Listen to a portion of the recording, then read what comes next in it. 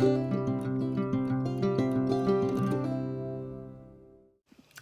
beautiful people, so today I am going to be taking you through my favourite vegan cookies recipe.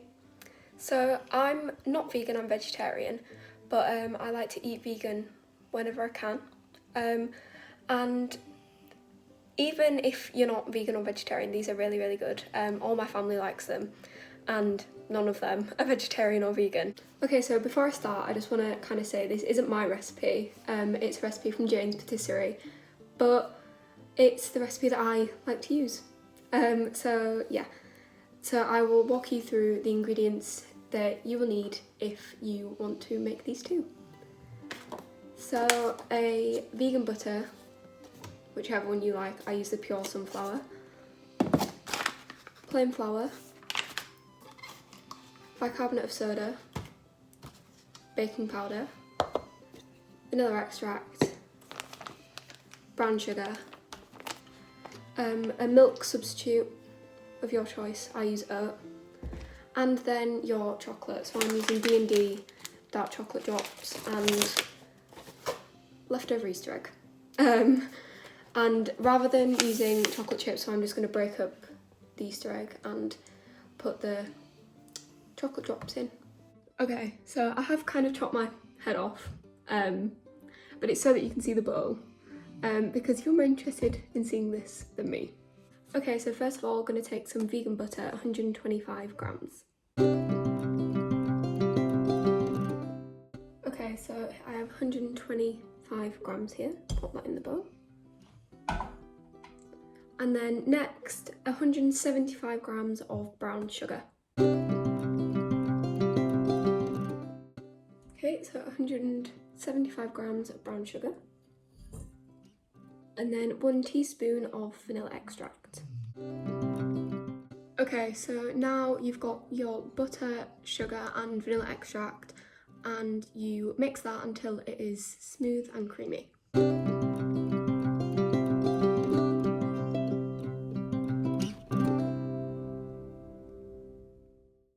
Okay, so now that is all creamy and combined together, you're going to add 300 grams flour.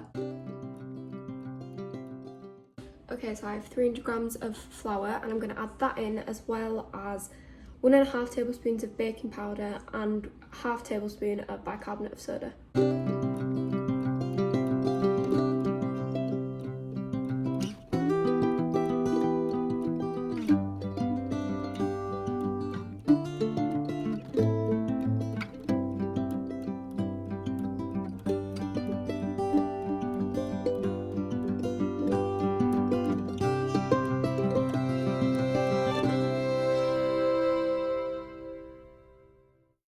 Okay, so now that's all combined. It's quite still quite stiff, but now it's time to add the milk. So you're gonna add 75 millilitres of milk, slowly, like with a little bit, then mix, a little bit, then mix, so you don't just drown it and overpower it.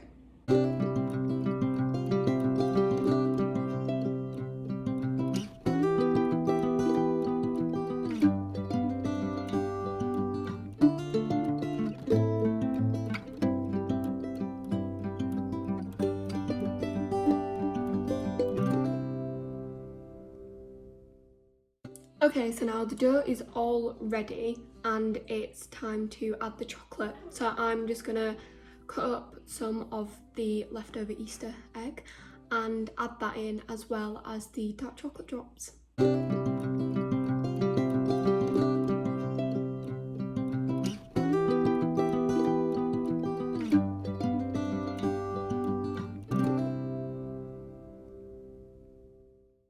Okay, so I've chopped all my chocolate up.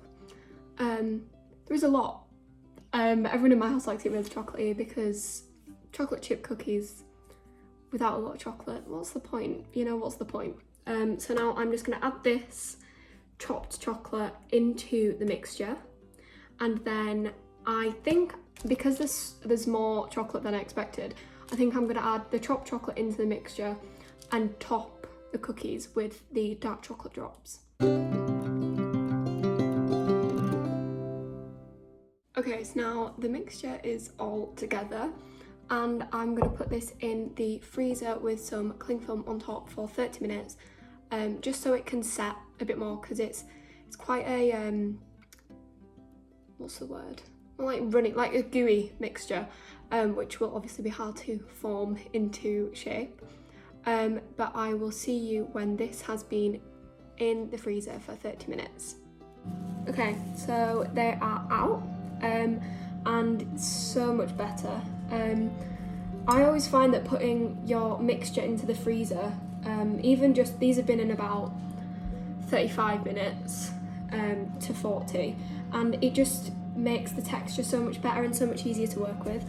It's very stiff and hard to mix, but in the sense of like making, see, like it sticks, making the mixture into like balls, it's much better.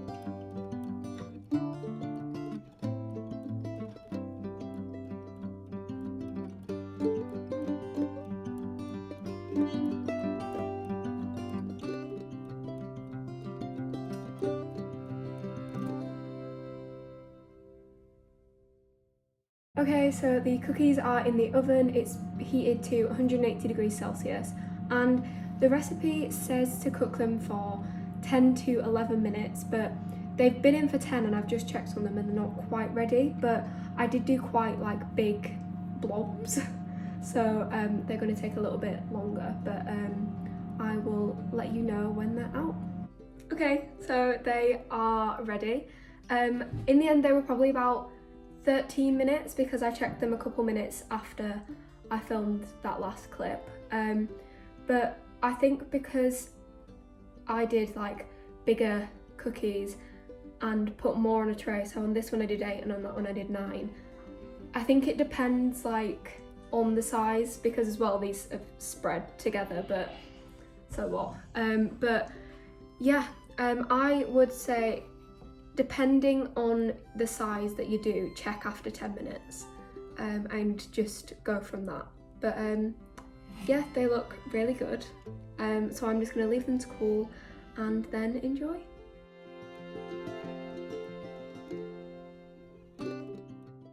Okay, so that is the end of today's video.